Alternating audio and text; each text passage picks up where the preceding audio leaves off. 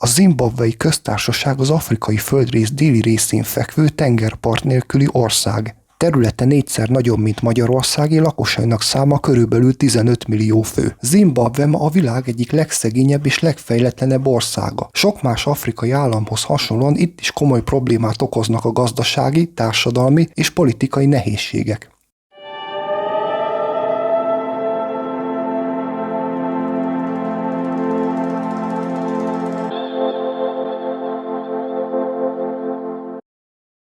Zimbabwe az utolsó afrikai brit gyarmat, amely elnyerte a függetlenségét. Míg a kontinens országainak többsége az 1960-as években szabadult fel, addig a zimbabweieknek erre egészen 1980-ig kellett várniuk. Az ország rendelkezik a világ legnagyobb gyémánt és platina lelőhelyeivel. Ennek ellenére mégsem tudnak profitálni ezekből a természeti kincsekből. Az ENSZ felmérése szerint Zimbabwében az írni-olvasni tudók aránya 86,5%, amely az egyik legmagasabb arány egész Afrikában. Afrikában nem szokatlan, hogy egy országon belül a különböző népcsoportok vagy törzsek több tucat vagy akár több száz nyelvet is beszélnek. Ennek ellenére hivatalos nyelvként 2 vagy 3 használnak. Zimbabwében annak ellenére játszik fontos szerepet az angol nyelv a politikában, az oktatásban és a gazdaságban, hogy csak a lakosság 5%-ának ez az anyanyelve. Az iskolákban azonban mindenhol kötelező angolul tanulni. A zimbabweiek 76%-ának a sona, míg 18%-ának az endele az anyanyelve. A 2013-ban elfogadott új alkotmány azonban az ország mind a 16 nyelvét hivatalosnak ismerte el, így Zimbabwe az egyik legtöbb hivatalos nyelvvel rendelkező ország a világon. Zimbabwében a civilek nem hordhatnak terepszínű ruhát, azt csak a hadsereg tagjai viselhetik. Az ország korábbi elnöke Robert Mugabe a valaha volt legidősebb politikus, aki választást nyert. Abban nem menjünk bele, hogy ez mennyire volt demokratikus, mert nyilván semennyire. A 2013. július 31-én megtartott voksoláson Mugabe 89 éves és 160 napos volt. Mugabe egészen 2017. novemberéig volt hatalmon, amikor is egy katonai puccs megfosztotta a hatalmától az akkor már 37 éve diktatórikusan uralkodó 93 éves elnököt. Mugabe választási rekordja azonban nagy valószínűséggel meg fog dőlni 2025-ben, ha a jelenlegi kameruni elnök Paul Biya újraindul a választásokon. És miért ne indulna, hiszen már több mint 40 éve áll az országa élén, és ha megéri, akkor már 92 éves lesz, amikor újra megméretteti magát a voksoláson. Az ország északi részén a Zambiával közös határon fekvő Kariba víztározó a világ legnagyobb mesterséges tava. Területe szinte pontosan akkora, mint Jász-Nagykun-Szolnok megye. 2013. januárjában az ország pénzügyminisztere Tendai Biti bejelentette, hogy az ország gyakorlatilag csődbe ment, miután kifizették a közszféra dolgozóinak havi bérét, az állam kasszában ugyanis mindössze 217 amerikai dollár maradt. Nem 217 millió, nem 217 000, hanem csak 217. Ez az összeg mai árfolyamon körülbelül 77.600 forintot érne. Az országban sokan hisznek a sellők létezésében, és a babonásabbak ezeket a természetfeletti lényeket okolják a különböző természeti katasztrófákért és balszerencsés eseményekért. Zimbabwe egyike annak a 3 országnak, melynek címerében szerepel a Kalasnyikov. A másik 2 Kelet-Timor és Mozambik. Utóbbinak még az zászlajára is felkerült a hírhedt gépfegyver.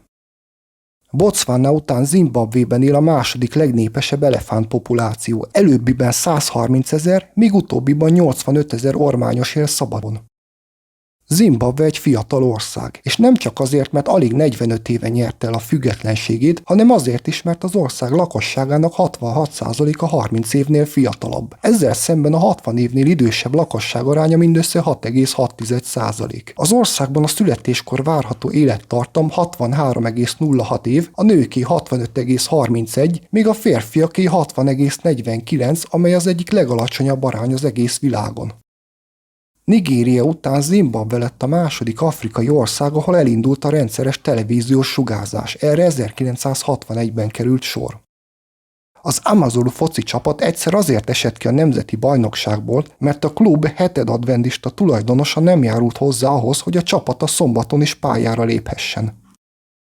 Az ország délkeleti részén található az afrikai Akropolisznak is nevezett Nagy Zimbabwe-rom, amely a kontinens egyik legjelentősebb régészeti felfedezése. A 23 hektáros romváros azért fontos, mert a régiótól eltérően nem sárból és fából, hanem kőből és téglából épült a 11. és a 15. század között. A Nagy Zimbabwe hatalmas falrendszere az afrikai civilizáció legnagyobb kőből épült műve, az ország neve is innen ered. A Zimbabwe szó Shona nyelven nagy kőházat jelent.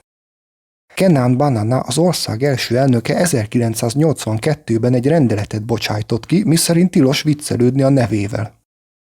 2009-ben az ország déli részén fekvő határvárosban, Beitbridge-ben versenyt rendeztek, hogy megtalálják a település legcsúnyább férfiát. A megmérettetés annyira népszerűvé vált, hogy 2012-ben már országos szintre nőtte ki magát Mr. Ugly Zimbabwe néven. A verseny értelmi szerzője David Machova egy interjúban elárulta, hogy így szerette volna eloszlatni a nem túl előnyös külsejű férfiakkal szembeni előítéleteket, őket pedig rávenni arra, hogy elfogadják a külsejüket. Nem vonom kétségbe a jó szándékát, bár a verseny népszerűségéhez nyilván hozzájárult az 500 amerikai dolláros fődíj, amely egy kisebb vagyonnak számít a munkanélküliség és a gazdasági válságok által sújtott országban.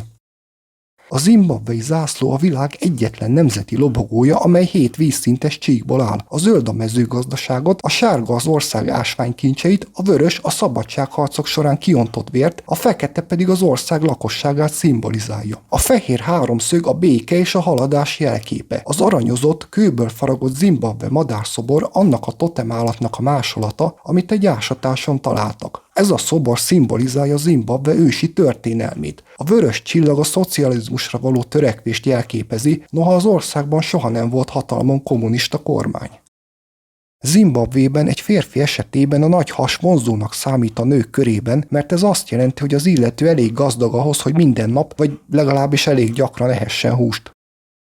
A zimbabwei sportolók eddig összesen 8, 3 arany, 4 ezüst és 1 bronzérmet nyertek az olimpiai játékokon. Az 1980-as olimpiát Moszkvában rendezték meg. A Szovjetunió afganisztáni bevonulása miatt az Egyesült Államok azonban bojkottálta a rendezvényt, amelyhez később több ország is csatlakozott, így fennállt a veszély annak, hogy több sportágat nem is tudnak megrendezni az alacsony részvételi szám miatt. Többek között a női gyeplabda is ilyen sportág volt, ahol a házigazdákon kívül nem maradt egyetlen résztvevő sem, így a Nemzetközi Olimpiai Bizottság lehetővé tette, hogy kisebb csapatok is részt vegyenek a játékokon, többek között a zimbabwei válogatott is meghívást kapott a tornára. A felkérésnek nagyon megörültek, ugyanakkor meg is lepődtek, mivel mindössze 35 nappal az olimpiai megnyitó előtt értesültek a lehetőségről. Nem is volt elég idejük, hogy egy profi válogatottat összeszedjenek, így egy amatőr csapattal indultak el a megmérettetésre. A játékosok között volt tanárnő, banktisztviselő és könyvelő is. A zimbabwei női gyeplabda válogatott így az esélytelenek nyugalmával indulhatott el Moszkvába. A csapat tagjai ráadásul soha nem is játszottak együtt korábban, az olimpián került volna sor az első közös mérkőzésükre. Mindenki legnagyobb meglepetésére az 5 meccsből 3-at megnyertek, 2 pedig döntetlenre hoztak ki, és miután a döntőben legyőzték a jóval esélyesebbnek tartott Indiát, felállhattak a dobogó legmagasabb fokára, megnyerve ezzel az ország első érmét. Ez volt Zimbabwe 8 olimpiai érme közül az első. A maradék 7-et az úszónő Kirsty Coventry egymaga szerezte meg a 2004-es Athéni és a 2008-as pekingi játékokon.